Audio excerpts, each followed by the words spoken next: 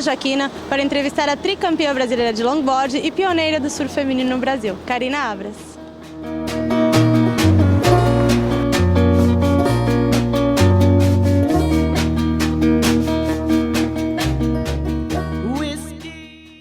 Você surfa desde os 6 anos, né? Quem incentivou? Como é que você começou a surfar?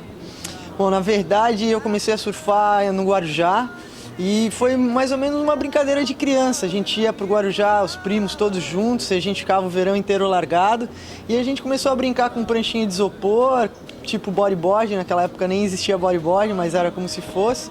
E aí isso daí começou a ser uma constante. Toda vez que eu ia pro Guarujá eu queria brincar, surfar, e cada vez foi ficando mais sério. Quando é que você decidiu fazer do surf a tua profissão? Bom, eu comecei a surfar no Guarujá e logo começaram a surgir os campeonatos, né? Aí eu competi em alguns campeonatinhos locais no Guarujá. Aí o primeiro campeonato maior que eu competi foi o extinto festival de surf que tinha em Ubatuba. E eu participei, era um festival brasileiro, tinha gente do Brasil inteiro competindo e eu peguei em segundo. E aí esse resultado me motivou a começar a competir. Profissionalmente mesmo, eu passei a competir quando eu virei longboarder.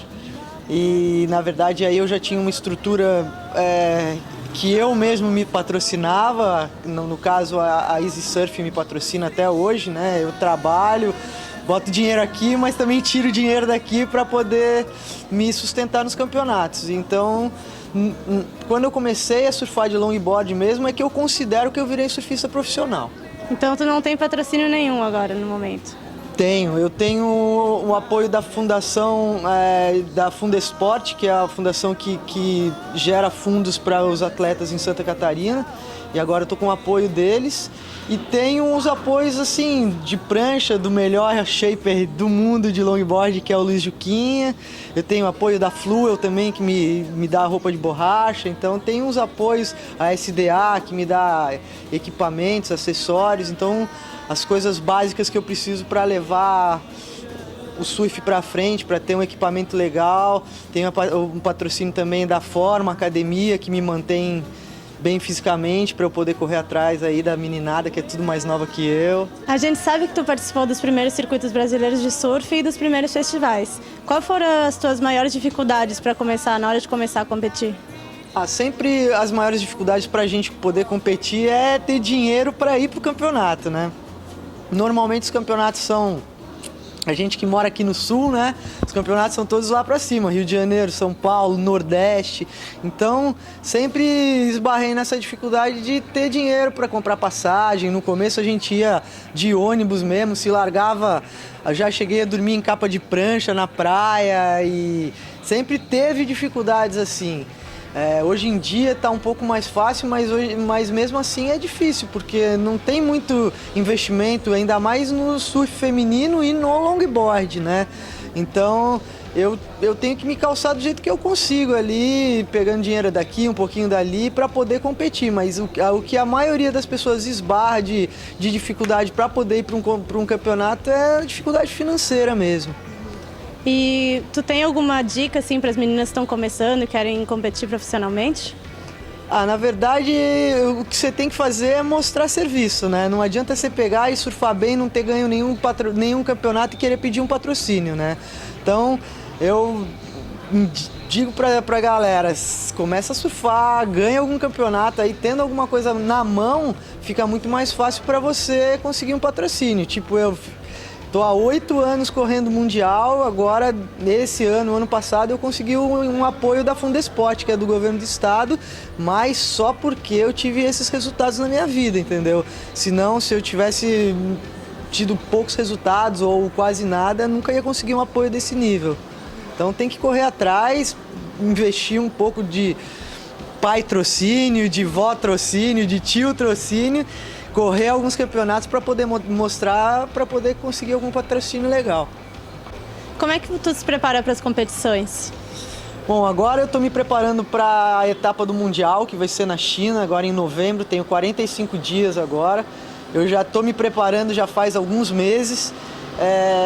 Minha preparação física, eu faço yoga, corro e faço funcional. Então isso daí mantém o meu físico em dia para poder competir, não me cansar na hora da bateria, nem acontecer nenhum problema físico porque eu tô com a musculatura bem trabalhada e tudo mais. Tem o trabalho específico, né, que é o treinamento do dia a dia no mar, né, tentar fazer o mais número de manobras possíveis, não cair. Eu procuro também fazer um paralelo com o tipo de onda que eu vou surfar num campeonato e tentar treinar mais em mares com esse tipo de onda, ou seja, o mar lá na China são ondas de tamanho médio a pequeno. Então não adianta eu ficar caindo em mar grande aqui, que pra mim não vai me adiantar nada lá. Então eu procuro ir pra Barra da Lagoa quando tá pequenininho, que eu sei que tem uma ondinha bem formadinha, bem pequenininha, pra trabalhar esse tipo de onda, que vai ser o tipo de onda que eu vou encontrar lá na China. Outra coisa também é direcionar minhas pranchas para esse tipo de mar. Então agora quando eu encomendo uma prancha nova, eu já encomendo uma prancha pensando no tipo de onda que eu vou surfar lá no campeonato que eu vou correr. Tu acha que o surf feminino no Brasil ainda é pouco valorizado? É muito pouco valorizado, especificamente pelas marcas de surfwear que não dão apoio nenhum.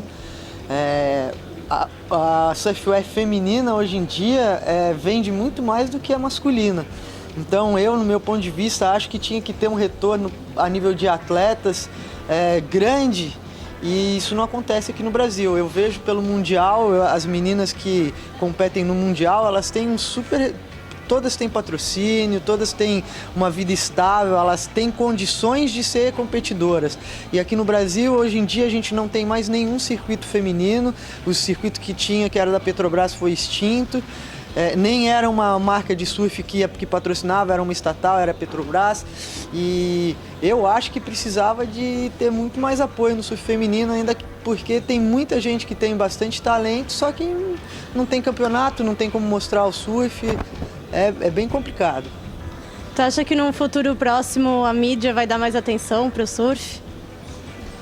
Tá mudando bastante o jeito que as coisas vão andar. Eu acho que se no Brasil a gente conseguir ter um campeão mundial, talvez isso faça com que o grande público, né, a mídia não especializada, passe a valorizar o surfista, né?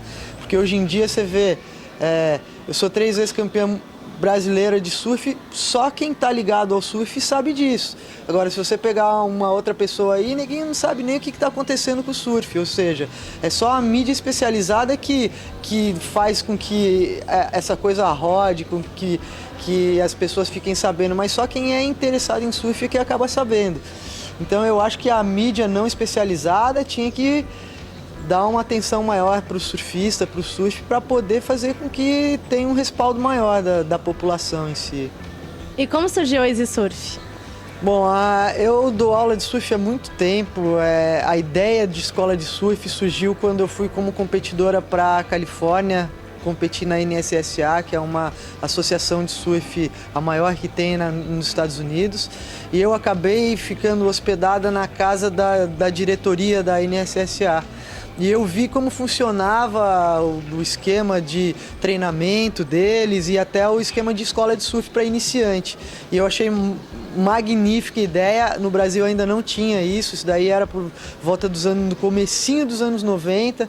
Eu já fazia faculdade de educação física e quando eu vi todo aquele mundo que era super novo para mim, que não existia aqui no Brasil, eu fiquei maluca e eu decidi naquele momento que era isso que eu queria para minha vida, que eu iria direcionar toda a minha faculdade de educação física para o surf e que era que eu queria era montar uma escola de surf. Então a minha escola, logo que eu voltei da Califórnia, eu montei a escolinha aqui na Joaquina, foi a primeira escola de surf de Santa Catarina e desde então eu venho trabalhando com surf, dando aula, gosto pra caramba de dar aula, é uma coisa que me dá muito prazer ver uma pessoa em pé pela primeira vez, ver as pessoas evoluindo, alunos que eu já tive, que começaram comigo, tipo o Ale Chacon, tipo o Davi Jesus, que são meninos que competem hoje no WQS, no Mundial.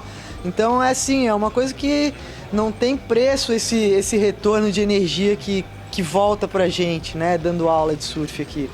E eu adoro e, pô, pra mim eu sou muito feliz com a minha profissão. E como são as aulas? Tem uma didática diferente para cada aluno? Como é que funciona? Dependendo do nível que o aluno tá, tem uma didática diferente, dependendo da idade do aluno também. Com crianças a gente procura trabalhar mais o lúdico, com mais brincadeiras, não dá tanta técnica. Aí tem o pessoal mais velho, tipo terceira idade, que vem fazer aula. A gente tem que ter um pouco mais de cuidado com a parte física, né? Na hora que eles caem, a gente tem que sempre colocar eles em pranchas mais estáveis para facilitar o movimento. Então, cada aluno é uma pessoa diferente, tem uma dificuldade diferente. Então, é o que a gente fala, a gente faz aulas em grupo, mas a gente dá um feedback para o aluno personal. Então, a cada onda que o aluno surfa, a gente vai lá, explica o que ele fez de errado, o que ele fez de certo, para fazer com que cada um evolua no seu próprio tempo, né? E quais os cuidados que vocês tomam em relação ao mar, às crianças?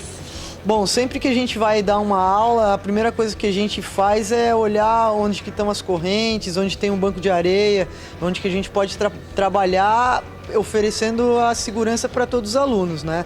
O nosso lema aqui na escola de surf é segurança em primeiro lugar.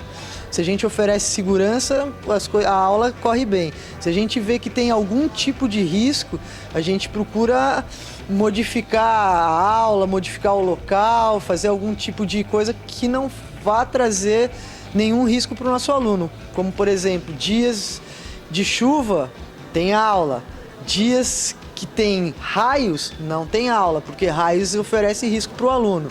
Quando a gente entra na água e a gente vê que, de repente, tem uma correnteza puxando a gente puxa todos os alunos para fora, procura, visualiza um lugar que tem uma bancada mais segura e leva os alunos para a bancada mais segura. Então, sempre a gente está olhando para criar um ambiente seguro para todo mundo.